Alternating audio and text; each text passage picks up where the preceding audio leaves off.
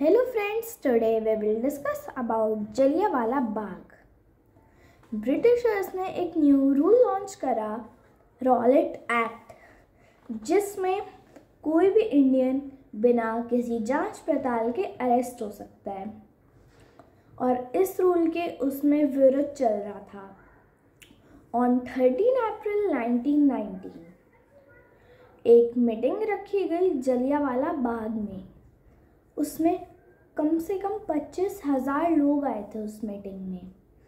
और ब्रिटिशर्स में general Dyer को ये बात पता चली और उन्होंने एक पूरी सैनिक की टीम बुलवाई ब्रिटिशर्स की, जो कि जाने वाली थी जलियांवाला बाग। और जनरल डायर ने डिसाइड करा था कि वो जलियांवाला बाग में जाके फायरिंग करवाएंगे।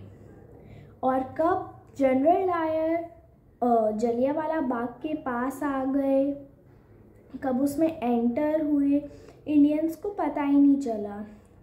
और फिर एंटर होने के बाद जनरल डायर ने सब सोल्जर्स की पोजीशन लगवाई और उन्होंने तुरंत फायरिंग का आदेश दे दिया। और फिर फायरिंग होने के बाद बहुत सारे लोग मरे। कुछ लोगों ने सोचा कि हम जल्दी से गेट के बाहर जाके हम भाग जाएंगे यहाँ से, लेकिन उन्होंने गेट पे लॉक कर दिया था क्योंकि कोई और रास्ता है नहीं बाहर जाने का। बस एक ही रास्ता है, या तो एग्ज़िट का भी वही रास्ता है और एंट्री का भी वही रास्ता है। और फिर कुछ लोगों ने सोचा कि हम दीवारों पे चढ़ेंगे और फिर हम दूसरी साइड कूद के हम बच जाएंगे, लेकिन उन्होंने बहुत जल्दी फायरिंग कर रहे थे, इस वजह से वो भी नहीं बच पाए। और फायरिंग की स्पीड इतनी तेज़ थी, बस जब वो उसमें गोली डाल रहे थे उस गन में, उस टाइम पे उन्हें टाइम लग रहा था, बाकी बहुत तेज़ फायरिंग हो रही थी बहुत देर तक। वहाँ पे एक कुआं भी था। उस कुएं में बहुत सारे लोगों ने सोचा कि हम इसमें कूद जाएंगे और फिर हम तब बच जाएंगे, लेकिन उस कुएं में भी लेकिन तब भी कोई फ़ायदा नहीं हुआ। उस कुएं में भी बहुत सारे लोग मरे। 120 लोगों की लाशें उस कुएं में से निकाली गई।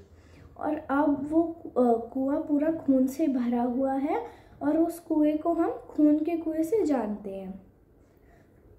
और फिर उसके बाद जब ब्रिटिशर्स को ये बात पता चली कि जनरल डायर ने ऐसे करा है, तो उन्होंने जनरल डायर से पूछा कि आपने ऐसा क्यों किया। तो जनरल डायर ने कहा, वहाँ पे जब मैं गया वहाँ पे बहुत सारे लोग थे, वो मुझे मार देते, इसलिए मैंने फायरिंग करवानी पड़ी मुझे। तो उन्हें प्रमोशन भी मिल गया, लेकिन उन्हें फिर माइकल ऑर्डवाइन ने कहा कि आप हमेशा के लिए इंडिया से बाहर जाएंगे, आप इंडिया कभी नहीं आएंगे। और उस वजह से उस जो फाइट हुई थी जलियांवाला बाग में, वहाँ पे उधम सिंह भी आए थे, जो कि उन पे भी फायरिंग हुई थी, लेकिन वो बच गए। और बचने के बाद उन्होंने डिसाइड करा कि वो ब्रिटिशर्स को सबक सिखाएंगे। उसके बाद जनरल डायर जब इंडिया से बाहर गए, किसी डिज़ीज़ की वजह से उनकी डेथ हो गई जनरल डायर की।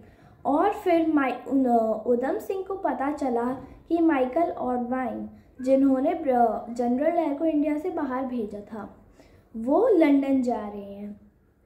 तो उधम सिंह ने डिसाइड करा कि वो भी लंदन जाएंगे।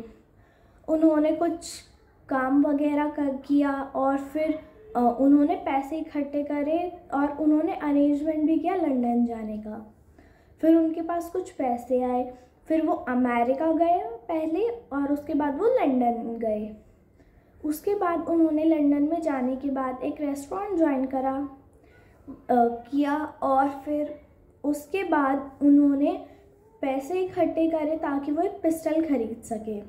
और फिर 21 साल बाद कैक्सटन हॉल में एक मीटिंग रखी गई लंदन में, जिसमें माइकल ऑर्डवाइन भी आने वाले थे।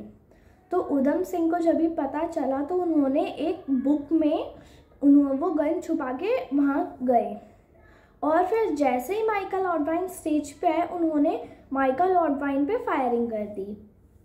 और फिर उधम सिंह ने कहा कि जलियांवाला बाग में जो लड़ाई हुई थी उसका बदला ले लिया।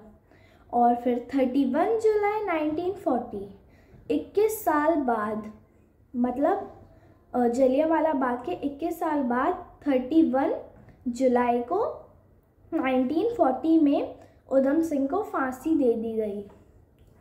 और जलियांवाला बाग में जो लड़ाई हुई थी उसके बाद ब्रिटिशर्स को कोई भी अमृतसर में दिखा, कोई भी इंडियन कोई विरोध वगैरह करते हुए, तो उन्होंने उन पे भी फायरिंग करना स्टार्ट कर दिया।